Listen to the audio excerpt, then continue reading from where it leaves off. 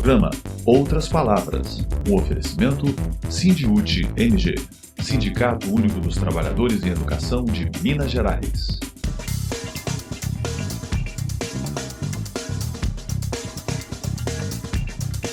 Projeto de lei que propõe reajuste de 12,84% nos salários da educação vai a plenário depois de muita luta. É fruto da nossa luta, é conquista da nossa luta, não é o 14,95, mas é conquista da nossa luta. Trabalhadoras em educação participam de audiência pública e denunciam mais uma vez o projeto Mãos Dadas, que traz prejuízos para a comunidade escolar.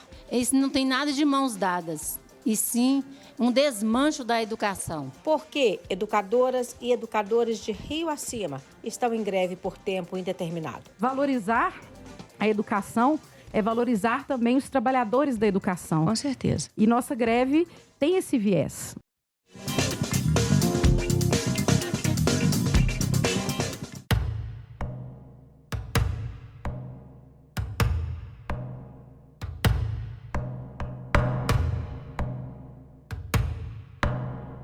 O Assembleia Fiscaliza, do último dia 21 de junho, ouviu a prestação de contas do governo do Estado através do secretário de Estado da Educação, Igor Alvarenga. Nós vamos ouvir alguns dos principais momentos deste debate. É o 5º ano da Assembleia Fiscaliza, o governo do Estado nunca dedica um tempo para apresentar suas propostas em relação ao ENG e ao Unimontes. Essa foi a nossa crítica, inclusive, durante todo o processo da reforma administrativa.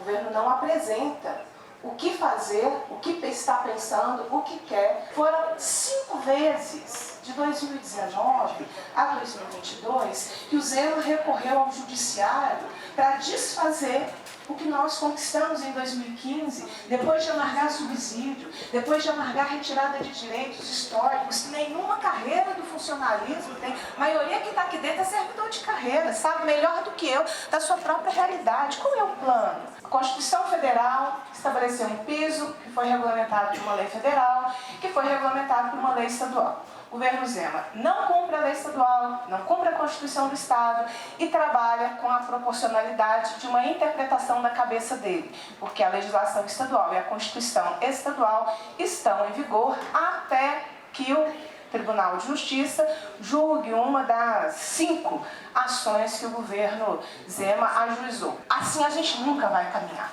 porque aí o governo que chega é contra a lei do governo anterior, aí a gente sempre vai ficar lutando por constitucionalidades ou inconstitucionalidades, aí a gente vai ficar sempre atrasado, porque não tem como a escola dar certo com a desvalorização que os profissionais da educação vivem hoje, efetivos ou não, todo mundo, independente das condições de se sentirem representados ou não nessa audiência, nisso está todo mundo no mesmo barco na desvalorização. A deputada estadual Beatriz Cerqueira disse que, para além dos desafios de se promover uma educação que valorize os profissionais da educação, é preciso também fazer a discussão, o enfrentamento de uma educação antirracista. O racismo nunca nos escapa.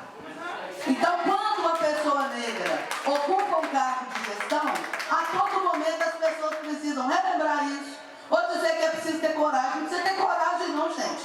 Tem muito professor negro, muito competente, como tem médico negro, em todas as áreas. A gente batalha por uma educação antirracista.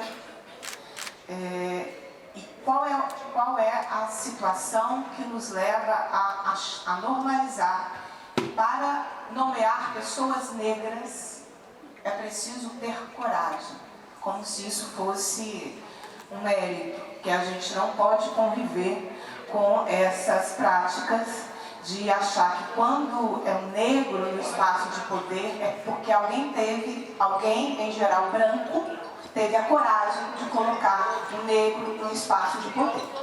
Isso são práticas racistas. Denise Romano, coordenadora geral do Sindiúti, esteve acompanhando o tempo todo o debate no Assembleia Fiscaliza. Denise, você sai daqui com qual sentimento? Bom, primeiro um sentimento de frustração por conta do governo não ter apresentado qual é o planejamento para a valorização dos profissionais em educação. É preciso falar de pagamento de piso salarial, não é, Denise, de carreira? Sim, é importante a estrutura da escola, mas não é correto uma escola bem estruturada com uma auxiliar de serviço da educação básica recebendo menos que um salário mínimo. Não é correto uma grande infraestrutura na escola com professores recebendo R$ 2.350 de vencimento.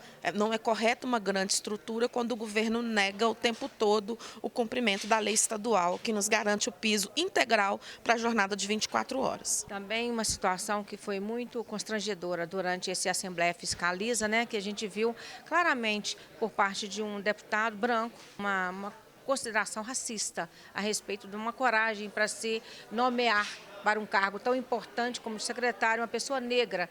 Então, fica também, como disse a deputada Beatriz Cerqueira, um desafio muito grande, né, de uma educação antirracista, principalmente partindo daqueles que estão em espaços de poder, como é a Assembleia Legislativa. Mas o que foi mais constrangedor foram as palmas para a fala. Porque nós estamos aqui num espaço diverso, onde as pessoas, os grupos se organizam para estar, mas vir aqui só para bater palmas e não ouvir o que está sendo dito não pode ser uma prática. Então, fazer a defesa de uma cultura, de uma política, de uma educação antirracista é tarefa deste parlamento também. Mas é pedagógico o que aconteceu aqui hoje, que revela que as práticas de desconstrução e de combate ao racismo não estão presentes nem na Secretaria de Estado da Educação e nem aqui junto a alguns parlamentares que são deputados aqui na Assembleia Legislativa.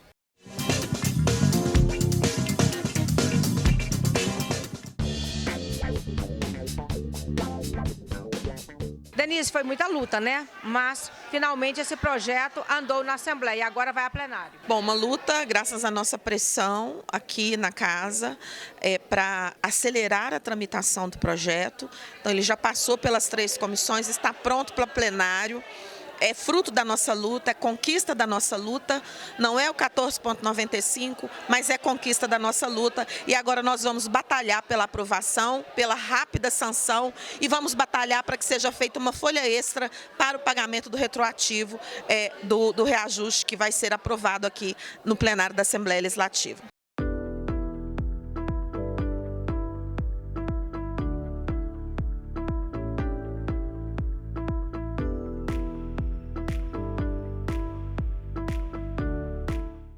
Por que o Sindiúti rechaça tanto o projeto de municipalização da educação do governo de Minas? Aliás, o que o governo chama de mãos dadas, a categoria renomeia de mãos dadas com ninguém. No último dia 15 de junho, aconteceu uma audiência pública na Assembleia Legislativa a requerimento da deputada estadual Beatriz Cerqueira sobre os impactos deste projeto para a comunidade escolar. Quando essas audiências acontecem aqui, é porque as coisas deram errado na cidade. É porque não tem diálogo nas cidades, é porque não tem participação das comunidades escolares na definição nas cidades. Então, a realidade ela é um pouco diferente do discurso de que o projeto Mãos Dadas seja algum projeto bom possível. Eu vou passar para a parte dos profissionais da educação. Varzelândia não paga 1/3 de férias para os seus contratados. E alguém defendendo que o tempo de serviço do Estado vá valer lá para quem ficar desempregado pelo Mãos Dadas do Estado possa se tornar um servidor contratado pelo município. A gente empurra despesas para o município que não cuida do básico. Quando me contaram isso, eu não acreditei. Mas a gente está defendendo que os nossos colegas da rede estadual sejam submetidos a isso, né? E não ter uma gestão que faça com que os municípios, antes de querer dinheiro da educação, antes de querer aderir ao Mãos Dadas, apresente que está em condições de receber. Tem gestão democrática? Tem plano de carreira, tem 1/3 de hora atividade, tem concurso público em vigor, que são questões mínimas, gente, estruturais, constitucionais, que muitos municípios não cumprem. É muita incerteza para a gente chegar aqui e dizer que é o caminho e de que está dando certo, não é? Porque não está dando certo. Isso não tem nada de mãos dadas, e sim um desmancho da educação. Uma tristeza que temos que deslocar para poder fazer esse debate aqui, porque, às vezes, nas nossas cidades, como já foi até falado anteriormente, por ser cidade pequena, a gente não consegue avançar no debate. Hoje eu falo com maturidade, com firmeza, que Novo Oriente de Minas é um município que não tem capacidade para aderir à municipalização. A educação é a base principal para aquele ser humano que tem um raciocínio lógico, aquele que foi alfabetizado, que sabe o valor da alfabetização, da leitura e da interpretação. E é muito triste a gente ver pessoas que batem palma para um projeto desse. Ninguém nunca nos falou se a gente vai ter um emprego depois que essa escola for municipalizada. Ninguém nunca nos garantiu nada. O que será feito das pessoas que vão perder seus cargos?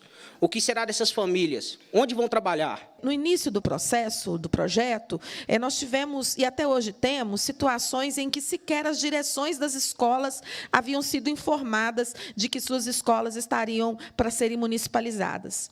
As pessoas ficavam sabendo dos processos porque alguém viu uma reunião acontecendo entre o gestor público e um representante da superintendência, o próprio superintendente, e ia procurar saber o que estava acontecendo. E isso foi uma questão que aconteceu em muitos municípios.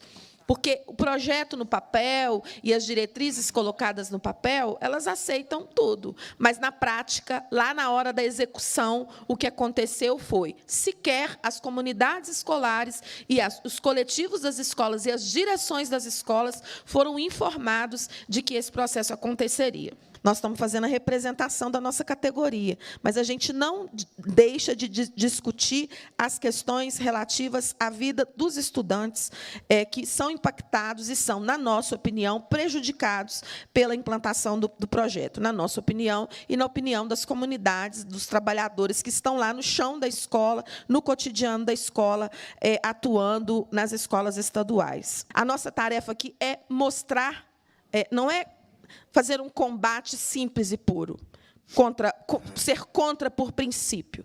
Mas nós alertávamos dos problemas quando o projeto começou a ser implantado, e, por isso, a resistência das comunidades, porque há um desrespeito da história da escola, da história do território, da história dos trabalhadores naquelas regiões, e dentre outros problemas.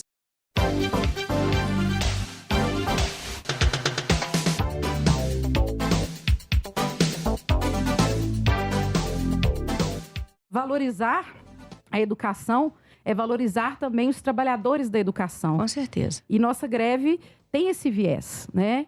Que as escolas não funcionam se não tiver os trabalhadores, né? Nós temos aí um contexto de diversas categorias, que algumas têm as suas especificidades, mas todas estão unidas numa luta que é de todos, e não só dos trabalhadores da educação, mas da sociedade, né? Nós estamos aí há mais de 20 dias com as escolas paralisadas, né? E esses 20 dias significam também o impacto na sociedade. Nós temos aí trabalhadores da educação e trabalhadoras que recebem hoje abaixo do mínimo, né? Ou seja, o salário base hoje de um vigia, de um porteiro, é R$ 1.052. Nossa Senhora, isso é muito grave. Isso é muito grave. Está acontecendo também com as ASBs, não é isso? Exatamente. Quando a gente traz a história, a realidade, a vivência da cidade, do município de Riacima, é um reflexo do que está acontecendo em toda Minas Gerais. Na verdade, o que a gente tem são casos raros, exceções de prefeituras que cumprem o piso nacional salarial. Pensar que a gente tem pessoas que trabalham nas escolas e pessoas como no estado, no caso, né? Pessoas, as ASBs, para quem não sabe, são as auxiliares de serviços da educação básica. São aquelas pessoas que vão limpar a sala para a gente entrar, que vão deixar o ambiente acolhedor, e elas fazem isso não só com a limpeza, sabe, Vera? Sim, elas fazem isso com amor, que elas fazem. Isso. Aquela merenda, comida maravilhosa, nossa. que a gente é apaixonada, Sim. né? Então, são essas mulheres. E aí eu sinto tranquilidade, a Denise também sempre usa mulheres, porque são maioria mulheres. Sim. Elas recebem menos de um salário mínimo. E só acrescentando, eu falei dos vigias e porteiros, que é 1.052, mas as serventes escolares, que é um cargo similar, Sim. né, que é o cargo similar no Estado, elas recebem 1.073. Absurdo. Então, assim, o que a prefeitura tem feito, e ela alega que ninguém recebe abaixo do mínimo, porque ela paga uma verba remuneratória. Mas a nossa luta para se complementar. Só que a nossa luta é que abono, verba remuneratória, não é salário. E isso é, por exemplo, a trabalhadora que está, né, e aí eu posso dizer com tranquilidade que no nosso caso, todas as serventes são mulheres, né, em Riacima. Então, a trabalhadora, por exemplo, que está há 15 anos, né, na carreira, ela nem recebe verba remuneratória. Porque ela chegou num ponto da carreira que ela quase atinge um salário mínimo. Só recebe verba remuneratória quem iniciou na carreira. Ou seja, não é um valor fixo que se dá a todos os trabalhadores. E nem é para todo mundo. Não é para todo mundo. Mas aí, puxando para outra pauta nossa de Riacima também, que é uma pauta de todo o estado e de todos os municípios, que é a pauta do piso. Porque aqui eu estou falando de algumas categorias, Sim, assim, ainda sim. tem a questão do piso. Sim. Em Riacima, nós temos uma categoria de professores, que é a educação infantil, que nem o piso proporcional elas têm. Então, o salário delas hoje é R$ 1.847. O piso para 24 horas semanais, que é o nosso caso, ele proporcionalmente seria R$ 2.652. E elas recebem R$ 1.847. É muito impressionante. Ou seja, e geralmente são o quê? Mulheres. E ficam naquela correria de trabalhar em mais de uma rede, trabalham em 2, 3 redes. E o quê? Deslocando muito. Né? Porque, então, ela sai de Riacima, à tarde ela está em Nova Lima, à noite ela está em Belo Horizonte. E ainda com aquela questão de gênero, que é muito forte, porque ela tem a questão dos filhos, a questão da casa. Então, você tem o quê? Mulheres sobrecarregadas. A gente estava falando de carreira, né? Sim. E a gente tem travado também uma luta em defesa das aposentadas. E aí eu falo aposentadas porque somos maioria de mulheres, né? Da educação em Minas Gerais como um todo. A gente também fez um ato, uma audiência pública semana passada, na quarta-feira, e um ato que foi muito bacana. A gente fez uma quadrilha, Dani. Aí a gente pontuou que a vida das aposentadas já é tão difícil, né?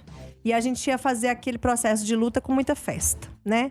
Você pensar que, assim, não é valorizado durante toda a sua carreira. E depois de tantos anos de dedicação, você ainda perder seus direitos é muito triste, é muito sério. Pra mim, é criminoso, né? O projeto do Zema chama Mãos Dadas. A nossa companheira de Sete Lagoas, a Flávia, ela outro dia comentou comigo, a gente tinha que criar o projeto Abraça a Sua Escola. Abraça a Sua Escola é nesse sentido. Não só para você abraçar o recurso que é da escola, que precisa manter essa manutenção, mas abraçar a vida daquelas pessoas que estão envolvidas, que a Dani vai colocar aqui para nós. Por exemplo, Ouro Preto. Se você municipaliza, como que vai ficar essas pessoas que moram em Ouro Preto? Então, elas vão ter que se deslocar para outra cidade. Ou seja, aí você já tem uma mudança na dinâmica. Aí, voltando naquilo da maioria serem mulheres, de você o quê? Sair de uma cidade e ter que deslocar para outra cidade. Exatamente. Olha a gravidade muito disso. sério. Então vamos para as agendas. A gente está falando de municipalização, a gente precisa da ajuda de toda a categoria para nos passar o maior número de informações possíveis sobre o que já foi municipalizado e possíveis municipalizações. Dia 5 de julho, a gente tem uma audiência lá na Assembleia Legislativa com a deputada Beatriz Cerqueira para tratar desse assunto das municipalizações. Nós temos uma vitória, gente. CNTE publicou que o arcabouço, sabe o arcabouço fiscal? Sim. Que o Fundeb não vai entrar no arcabouço fiscal. Então, no Senado é mais não luta, vai... é mais luta, uma é mais a vitória. E a gente vitória. lutou, tá?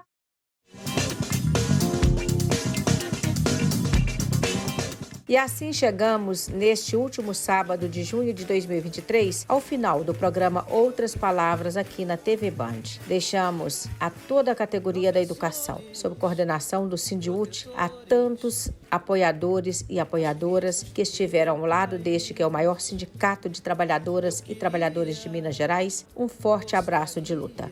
Sigamos juntos e juntas na defesa de uma educação pública, laica, inclusiva, democrática e de qualidade social.